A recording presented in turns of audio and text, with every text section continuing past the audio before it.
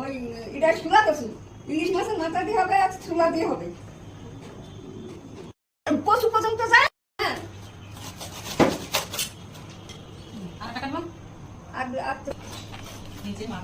না নাকি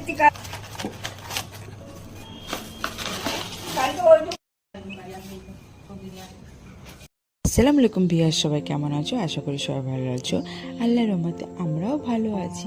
আর আজ সকাল সকাল আমার আব্বু বাজার করে নিয়ে চলে এসেছে। এদিকে দাদিমা চিংড়ি মাছ বাছাবাছি করছে, আর আমাদের যে হেল্পিং হ্যান্ড চাচিমা আছে সে আমাদের সমস্ত কাটাকুটি করে রেডি করছে দুপুরে রান্নার জন্য। দাদিমা আজ বলল না যে শুলাকুচি দিয়ে ইলিশ মাছের মাথা দিয়ে রান্না হবে, তাই আজ বাড়িতে সব হাতে বাটায় মশলা ইউজ করা হবে, মিক্সার ইউজ হবে না। আর মা তাই এদিকে মাটির উনুনটা ধরিয়ে দিয়েছে। মাটির